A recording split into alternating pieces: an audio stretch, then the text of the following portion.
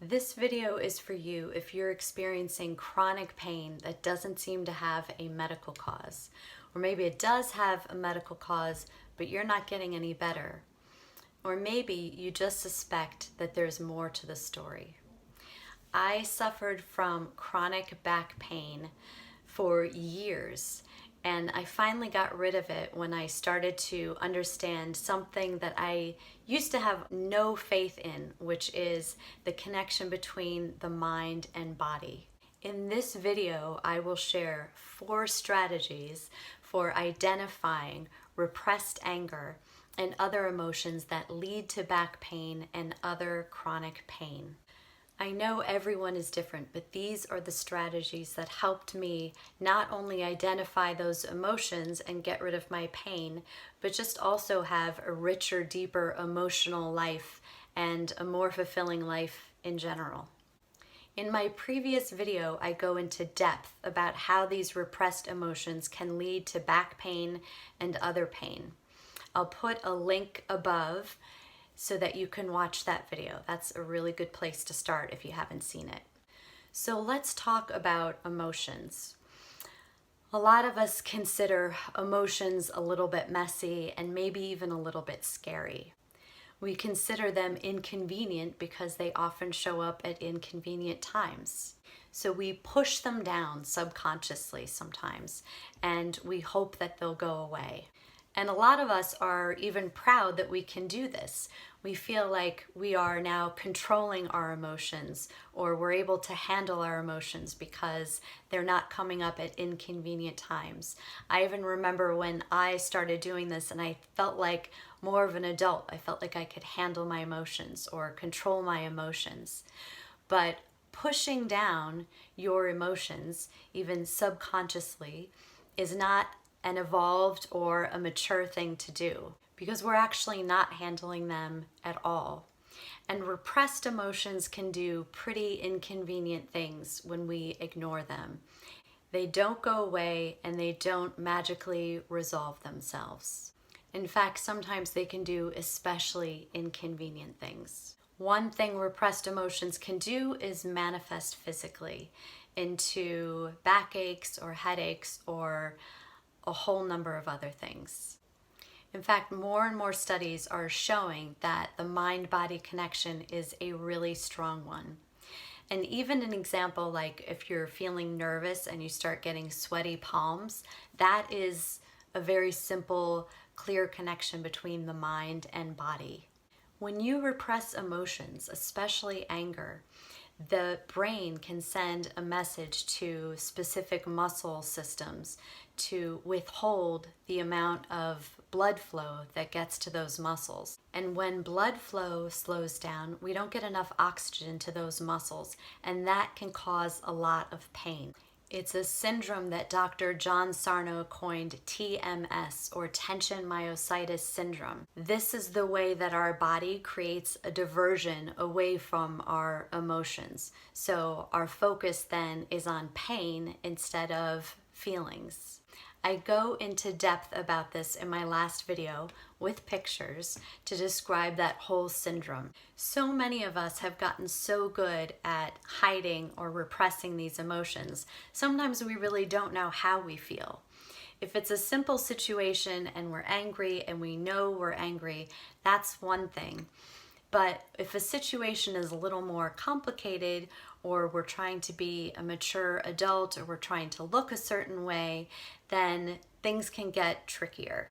As I said, I used to have really bad back pain, and I started to understand that it was probably coming from repressed anger, because I was getting really good at understanding the whole mind-body syndrome and tension myositis syndrome. So I knew that I had repressed rage, but a lot of times I didn't even know what that anger was about. I didn't know how to access it. So the following story is a perfect example of that. About 4 years ago, I went out to dinner with a group of people in my neighborhood, and I had a pretty good time, I thought. And then when I was walking back to my apartment, it was only about 10 blocks, I started to have some back pain. And it got worse and worse until when I was almost home, I could hardly walk. And at that time, I knew that it was probably anger, but I had no idea what I was angry about. So I had to take a guess. I had to sit down and really take a guess. What could I have been angry about? And I guessed that I was probably angry at someone at the dinner table. And when I really thought about it, I realized I was right. There was two people at the table who really reminded me of some uncomfortable relationships that I had when I was a kid, that I had with adults. And that was what I was angry at. So I had no idea about that at the dinner. I thought I was having a good time. In fact, I was so busy trying to make sure that everyone else was happy and that everyone else was having a good time, I didn't even realize that I was getting really irritated at having to be sitting at the table with these two people. I didn't realize that until my body pain clued me in. And at that point, I wasn't even nervous about the pain anymore. The pain didn't have such a fear factor for me because I knew that it meant that I was angry at something. Whereas before, if I had a twinge of pain, I knew it was going to lead to a long, significant period of time where I would feel disabled by it. And now I just thought, well, let me identify the anger and then I know the pain will go away. And it definitely did. So that's an amazing place to be, especially when you suffer with chronic pain for as long as I did. So now I'm going to show you the 4 strategies that I have used to deal with emotional stress and specifically with anger. Please subscribe to this channel and also let me know in the comments below which strategy you found most helpful. So the first strategy I actually already just illustrated in that story. And the first strategy is take a random guess at what you might be angry or upset about. So I say random, but remember this is the subconscious. And we're looking for something that the subconscious mind already knows about. So we can think that it's totally random, but it might not be. And in my case, I was just not in touch with my anger. So taking a random guess was really helpful for me. So the questions I would ask myself when taking a random guess are, who were you with and what were you just doing? How do you feel about the people that you were with? Does the activity or did the people remind you of anything in the past that had made you feel uncomfortable, especially childhood stuff from the past? And if you had to take your best guess, who would you guess that you were angry at? Or what would you guess that you were angry at? Now, if your pain is pretty consistent and it didn't just come and go like mine used to, then it might be connected with something deeper. Something that maybe started in childhood. And if that's the case, then the second strategy might be more helpful for you. Now, just as an aside, why is anger such a big focus here? That is because anger is not a socially accepted emotion, and very few of us know how to deal with it in a productive way.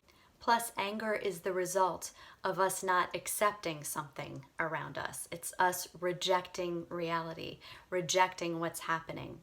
Most of us have a very specific way that we want events to go, or we have very specific ways that we want the people around us to act or treat us. And when they don't do that, we get angry, we reject, we just say, I wish that something else had happened. And that often leads to anger. Now, sometimes we can get embarrassed about this anger. After all, we're an adult and we're supposed to act like an adult, be mature, not whine and pout when things don't go our way. But inside, we kind of do feel like that. Inside, we are someone who doesn't always feel so mature. So that part of our mind is actually very clear about what it likes and what it doesn't like, and what it wants and what it doesn't want. But we don't often listen to it because we feel like it's inappropriate or childish. This is part of us though. These are important feelings. So this is actually my number 2 strategy. We have to be willing to listen to that inner voice if we want to know what's going on with us emotionally. We are so used to presenting ourselves in a certain way and trying to be mature people. And that's a good thing. It probably makes things smoother for us in the short term and smoother for other people. But the truth is, we do have a childish or childlike voice inside of us that is sometimes angry. And sometimes angry maybe about something ridiculous or something that you wish that you weren't angry about. But that voice needs to be heard, not necessarily by anyone else, but it definitely needs to be heard by you. For me, the key is to let yourself leave behind that sophisticated adult realm and listen to those primitive, simple emotions that we all have. So it's not always easy to access those childlike emotions. Sometimes it's embarrassing. Embarrassing stuff comes up. But right now, it's just you and me here, and it doesn't have to be embarrassing. So let's just come up with some examples of childlike anger. So for example, it's stuff like, I'm mad at my mom for not loving me enough. Or I'm mad at my dad for aging or for becoming an old man. It's not sophisticated stuff. It's like very simple. It's kind of primitive. Or I'm angry at my husband for not giving me enough attention. Or I'm angry at my friend for not wanting to hang out with me. So this is stuff that's not always logical. It's not stuff that you necessarily want a bunch of people to know about. It's kind of primal. It's raw. It's straightforward. It's not sophisticated at all. And a lot of times it's stuff that just feels a little embarrassing when we really look and realize what kinds of thoughts we're having in there. It could even be things that possibly feel a little shameful. But who cares? It's just you looking at yourself right now. And if you want to have a healthy relationship with yourself and learn how to really understand your emotions instead of just pretending to have control over them, this is what we need to do. We need to really look within, and we need to just accept whatever we find there. So can you think of anything that might be kind of deep inside, kind of childlike, childlike voice that might be trying to tell you something? If you want, maybe you can stop the video and try to come up with 2 or 3 things, or just one thing that you might feel about people close to you. Try this. It's brave. It's a revolutionary thing to do, especially if you've never really allowed yourself to have feelings that feel somewhat unacceptable. And it might be the key to your chronic pain. So the third strategy in getting to know your true emotions is don't judge yourself. When you are exploring, you may uncover some feelings or emotions or thoughts that don't necessarily mesh with your self-concept, your idea of who you feel like you are. For example, I feel like a pretty peaceful person, and that's what a lot of people around me tell me. So it was really hard for me when I was doing this to look inside and realize I have a lot of rage in there. But I accept that. It doesn't mean I'm a bad person. It just means I'm a normal human being with a full range of emotions. And it doesn't mean I have to change anything. It just means I'm seeing more sides to myself. It makes my inner life a bit richer, actually. And I can just say, wow, look at that rage. That's strong. That's an intense feeling. And then I can just be curious about why I have such an intense feeling about that thing. If we want to become a truly evolved and truly mature person, we have to know that we have these feelings and we have to accept them. It's a beautiful thing, really, to be a human being and know that we have a whole range of human emotions. Or perhaps you're a caregiver for someone that you really love, but when you look inside yourself, you find that part of yourself really resents that. And that's okay. It doesn't mean that you love that person any less. It means you're listening to your true self. You are a multifaceted person, and that's a good thing. It also doesn't mean you have to stop taking care of that person. It just means that you can see yourself as someone with a full range of emotions instead of someone who's pretending to be Mother Teresa. And that leads us to my fourth strategy for identifying repressed emotions. And that is that a thought does not require an action. That whatever comes up doesn't mean you need to take any action at all. Like I said, if you are taking care of someone and you find that you might have some resentment about that, it could even be resentment about taking care of your own children. That doesn't mean that you will stop taking care of them. This is about your internal life. No external things need to necessarily change. And if we don't know this, then we are afraid to even think certain things. And if we're afraid to think certain things, then it means we don't have access to our true whole self. As another example, if you find in your exploration that you're angry at your mom, you don't need to necessarily take it up with your mom. You could, but that's a choice that you could make later. For now, this is about you and your anger. It's not about your mom. Your anger means you need to do some internal work. It doesn't have anything to do with the other person. Therefore, it's not up to them about how much progress you make. So it's important to realize that a thought does not require an action. Also, a thought is not a plan.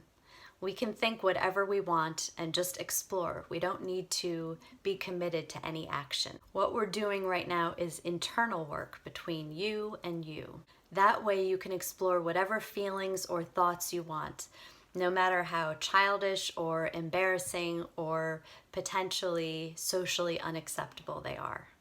So this video was about identifying repressed emotions. The next video will be about how to process these emotions, and we're going to use EFT or emotional freedom technique for that one. I hope you found at least part of this video beneficial. If so, please let me know in the comments below which strategy was the most helpful, and please subscribe so that we can keep in touch.